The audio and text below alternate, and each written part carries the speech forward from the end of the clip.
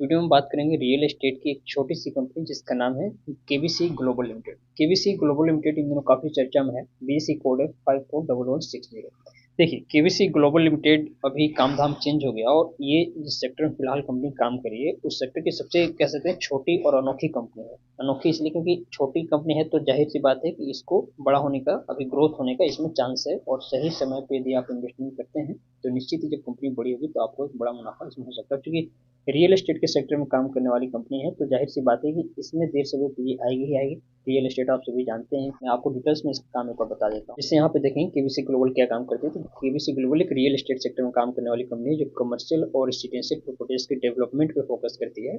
इसके अलावा ये खुद भी रेसिडेंशियल प्रॉपर्टीज बनाती है। और यहाँ पे देखेंगे तो सबसे जो अच्छी बात है इस कंपनी की कि केबीसी ग्लोबल लिमिटेड किफायती रेट पे आवास और इस तरह के जो कमर्शियल रेसिडेंट होते हैं उसको मतलब आपको देने का काम करती है। तो एक छोटी सी कंपनी जो किफायती रेट पे इस तरह के कामकाज करती है, जाहिर सी बात है कि इसकी डिमांड आने वाले समय में बढ़ेगी। तो ये बात होगी केबीसी ग्लोबल लिमिटेड के काम की। और वर्क के बेसिस पे हम बेझिझक कह सकते हैं कि आने वाले समय में इस कंपनी के शेयर प्राइस सिर्फ काम के बदौलत भी बढ़ सकता है। अब बात करते हैं फंडामेंटल की। देखिए, वर्तमान फंडामेंटल बहुत ज़्यादा अच्छा नहीं है, लेकिन पिछले कुछ समय में देखें तो कंपनी का फंडामेंटल धीरे धीरे बेहतर होते हुए मैं दिखा है। मैं आपको भी दिखाऊंगा कैसे फंडामेंटल बेहतर हो रहा है। वर्तमान में समझिए मार्केट कैप तकरीबन 450 करोड़ के आसपास है, जो कि एक सेफ जोन में इस कंपनी को रखती है, यानी कि मैनिपुलेशन का कोई चांस इसमें नहीं है।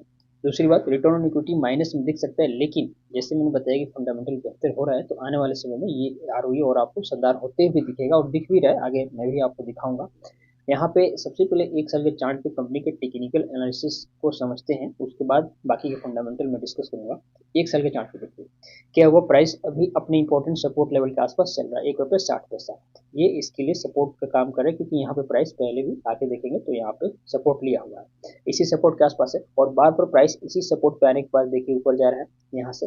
तो यहाँ पे फिर अगर ठहरे हुए तो प्राइस यहाँ से फिर ऊपर निकलेगा। और चूंकि ये देखिए तो एक दो और तीसरी बार यहाँ पे सपोर्ट ले रहा है, और तीसरी बार जब जब कोई चार्ट अपने सपोर्ट लेता है अपने सपोर्ट लेवल के पास, तो यहाँ से जब तेजी आती है तो वो तेजी काफी भयानक होती है, काफी लंबी होती है। यानी कि ये जो प्रीवियस आई है इसके भी ऊपर जाने का दमखम ये स्टॉक अभी रखता है।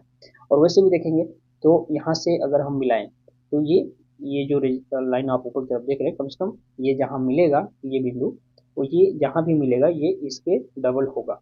तो आप इसमें अच्छी तेजी के लिए उम्मीद कर सकते हैं टेक्निकल एनालिसिस के बदौलत भी, और प्लस जैसे मैंने बताया कंपनी का जो फंडामेंटल है वो अभी मजबूत हो रहा है तो इसके बदौलत भी। अब एक चीज़ आप समझिए, अभी किसी को नया बाई करना है तो क्या वो बाई कर सकता है? अभी नया बाई इसमें नहीं करना है। कब तक नहीं करना है? जब तक प्राइस ये एक प्रकार से आप इसको कंसोलिडेशन फेज मान सकते हैं, ₹2.10 से लेके ये जो नीचे का आप लाइन देख रहे हैं ₹1.70, इस बीच में जब तक प्राइस है नया बाई ये बहुत कीजिए। हाँ, अगर आप नया बाई करना ही चाहते हैं तो ₹2.10 के ऊपर जब निकलेगा तो यहाँ पे आप नया एंट्री फ्रेश इंटरेस्ट में ले सकते हैं। बाकी एवरेजिंग वगैरह करना चाहते हैं तो जब यहाँ से ऊपर निकले तो यहाँ आप एवरेजिंग कर सकते हैं। नया बाई फिलहाल इस रेंज में आप मत कीजिए। अभी हम लोग आए हैं कंपनी के क्वार्टरली रिजल्ट को देखने के लिए। देखिए, क्वार्टर्स रिजल्ट में देखने को मिलेगा कंपनी का जो सेल्स है यहाँ पे सितंबर क्वार्टर रिजल्ट में थोड़ा सा कम होते हुए दिखा है पिछले क्वार्टर की तुलना में देखा। तो हालांकि ये पिछले 2-3 क्वार्टर से देखेंगे तो कंपनी के सेल्स में डिक्लाइन हो रहा है, लेकिन फिर भी कंपनी का जो लॉसेज है लॉस कम होते हुए दिखे हैं। कंपनी प्रॉफिट में देखिए बहुत दिन उस कंपनी लॉस नहीं चल रही, लेकिन यहाँ पे कंपनी ने लॉसेस को कम करने शुरू कर दिए। लॉसेस कैसे कम हो रहे? कंपनी के जो अदर बिजनेसेज होते हैं या जो अदर बिजनेस से कंपनी की कमाई होती है उससे कंपनी को पैसा आ रहा है, साइड से इनकम हो रही है, जिससे कंपनी ने अपने लॉसेस को कम करना शुरू किया। देख सकते हैं सीधे 15 करोड़ का लॉस है, 5 करोड़ का लॉस है, कम हो गया। सिर्फ 43 लाख के आसपास कंपनी का लॉस लगे, जिसको ये इजिली चुका सकती है। और चूंकि कंपनी के पास पैसा आ रहा है तभी कंपनी अपने लॉस को कम कर रही है। और इसी के बदौलत जो कंपनी का जब आप बैलेंस शीट देखेंगे तो यहाँ पे देखने को मिलेगा कि इसके पास जो डेप्ट था, जो कर्ज था, कर्ज भी यहाँ पे लगातार 3 क्वार्टर में देखिए कम हुआ है कंपनी का। यानी कि कंपनी के पास जो पैसा आ रहा है उसका कंपनी सही सदुपयोग करे, कंपनी का मैनेजमेंट सही तरीके से काम करे, जिसका रिजल्ट कंपनी के चार्ट पे कंपनी के फंडामेंटल पे देखने को मिल रहा है। इस कंपनी में जब आप इन्वेस्टर्स देखेंगे तकरीबन 1.5% के आसपास कंपनी के प्रोमोटर्स की हिस्सेदारी है, और इसके अलावा 0.01% के आसपास गवर्नमेंट की हिस्सेदारी। गवर्नमेंट की हिस्सेदारी खासकर रियल एस्टेट वाले कंपनियों में होती है, तो इससे क्या होता है कि एक आम इन्वेस्टर का भरोसा बढ़ जाता है जिस कंपनी में गवर्नमेंट की हिस्सेदारी होती है। बाकी मेजर शेयर्स देखेंगे तो पब्लिक के पास पड़ी हुई, जैसे कि हम छोटे स्टॉक्स में देखने को मिलता है। इस इंडिया की वेबसाइट पर आपको देखने को मिलेगा केबीसी ग्लोबल लिमिटेड। यदि मार्केट डेप्थ में दिखाऊं हूँ तो यहाँ पे देखिए बायर्स और सेलर्स की संख्या लगभग समान है। जितने इस स्टॉक में बायर्स है लगभग उतना ही सेलर्स है, यानी कि एकदम कांटे का टक्कर है। कोई भी व्यक्ति जो मतलब जाहिर सी बात है कि कभी सस्ता वैल्यूएशन मिल रहा है तो जाहिर सी बात है कि इसको बाई करना ही चाहेगा। और सेलर्स है वो लोग जो एकदम टॉप पे बाई किए हुए प्रॉफिट में है या प्रॉफिट में या टॉप पे बाई किए हुए निकलना चाहते हैं तो वो लोग इसमें बेचना चाहते हैं।